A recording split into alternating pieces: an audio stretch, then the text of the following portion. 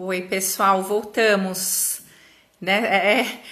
O tempo passou tão depressa aqui que a gente nem viu e o Instagram não informou a gente que estava para terminar aqui os minutinhos. Então, por isso que encerrou, mas a gente está voltando aqui. Eliane, entra aqui, minha amiga, para a gente acabar, para você acabar de falar sobre o idoso tão interessante. Geralmente o Insta ele avisa quando tá para terminar, para encerrar, mas não me avisou. Eliane, entra aqui, amiga.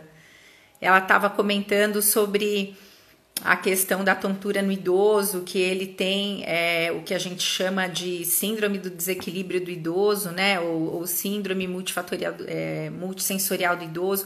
Ou seja, ele tem todo um envelhecimento desse sistema da visão, a parte do labirinto já não funciona como antigamente. Geralmente esses pacientes, né, já tem alguma questão muscular ou articular, então já tem um comprometimento, assim, vamos dizer, um envelhecimento, né, de todo o sistema. E às vezes o paciente pode ter não consegue ter um equilíbrio adequado nessa fase da vida. Tem paciente que vai envelhecendo e isso vai, o equilíbrio vai se moldando naturalmente. E tem paciente que não consegue fazer isso sozinho, né? E ter essa adaptação, e a gente às vezes tem que ajudar, inclusive com exercícios de reabilitação vestibular, né? Vamos ver se a Eliane entra. Vamos lá, amiga. Vamos lá, que é para a gente poder aqui dar o tchau aqui para o pessoal e terminar o nosso assunto. Eliane, amiga, vamos lá, entra aí de novo. Acho que daqui a pouquinho a Eliane entra aí. Gente, para quem quiser mandar perguntas sobre o tema da nossa live de hoje, né, que foi a tontura e as emoções. Obrigado, Thiago, tá falando que valeu esperar uma semana aqui. Da outra vez a gente teve um problema aí com a comunicação. Já vamos ver se ela vai já entrar aqui. Tá entrando, estamos aguardando. Oi, Eliane. Oi, caiu aqui, né? Não, na verdade, depois de uma hora o Instagram ele corta, mas dessa vez ele não avisou. Então, eu queria só que você estava falando da tontura no idoso, né? A síndrome do desequilíbrio do idoso. Eu queria que você completasse aqui para a gente poder, daqui a pouquinho, encerrar a nossa live e dar tchau. Tá. Bom, a nossa população vem envelhecendo e com o envelhecimento a gente tem cada vez mais indivíduos acometidos não é doença, é uma disfunção do próprio envelhecimento. Quando a gente envelhece, a gente perde um pouco de informação de visão, do labirinto e dos sensores, das articulações, dos pés, da propriocepção. E o paciente pode desenvolver o que a gente chama síndrome multissensorial do idoso, que é aquele paciente que tem um desequilíbrio ao andar, que anda cauteloso. E se a gente pega um idoso que tem essa síndrome e ele começa a...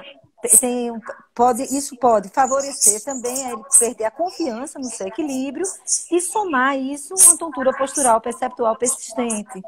E aí fica até um pouco difícil de fazer o diagnóstico diferencial, porque é um paciente que vai ter um padrão mais de desequilíbrio. Geralmente ele não vai ter vertigem, não vai ter rotação. E muitas vezes ele já, com o envelhecimento também, a prevalência, né, de depressão aumenta. E a depressão também vai ser um gatilho para favorecer que a tontura fique exacerbada, né, pelas duas doenças. Pela TPPP, mais o envelhecimento dos sistemas. E aí... e de novo faz o círculo vicioso. É o paciente que já tem a tontura crônica e ele vai ficar deprimido, aí vai ter transtorno de ansiedade, aí vai ter depressão, ou às vezes já ele é um pouquinho deprimido já, e aí vem a tontura e engatilha tudo, né? Isso. Então, a gente tem que estar atento, né, Eliane? Não só nós, né, mas de todos os nossos colegas, que aí pegam, às vezes, um paciente desse e dão uma droga, né, que é muito popular, né, essas flunarizinas, e aí o idoso termina ficando com outros problemas pela droga. Porque esse tipo de doença, que é essa síndrome multissensorial, ela não é tratada com remédio. Ela é tratada com reabilitação. Então, o idoso vai precisar passar no oftalmologista, corrigir o déficit visual, vai precisar ver se ele tem algum problema de circulação, se tiver até usar alguma palmilha que possa dar um estímulo para melhorar esse estímulo nos pés, se ele precisa algum estímulo também no aparelho, no labirinto. E aí, Enfim, né, Eliane, esses ele vai pacientes fazer uma que a gente... reabilitação, isso, sem precisar de Exato. medicação. E aí talvez ele Eu, precise de uma medicação para ter PPP, né? Para tentar corrigir um pouco mais a depressão e entender um pouquinho que a TPPP está ali, tem um comportamento diferente para reverter a tontura postural perceptual persistente que pode ter se somado.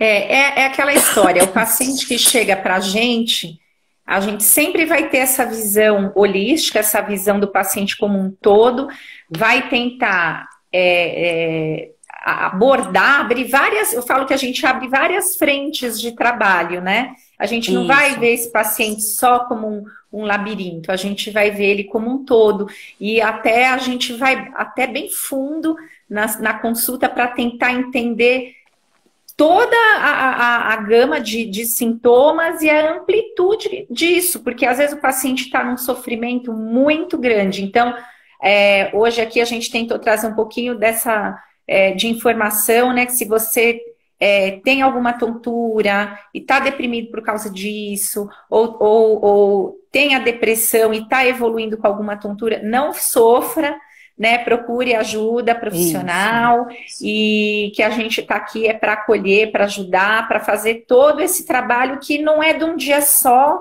não. É um trabalho às vezes que leva um ano, né, Eliane? Tem paciente que é para a gente deixar o paciente bem, demora um ano, às vezes, como você colocou anteriormente, o paciente vem com uma sobreposição de sintomas, então é tanta coisa, tantos possíveis diagnósticos, então a gente tem que ir tratando, tem que ir limpando, tem que ir vendo o que vai ficando e tratando, mas para dizer que tem solução. Então, sem dúvida. Agora sem dúvida.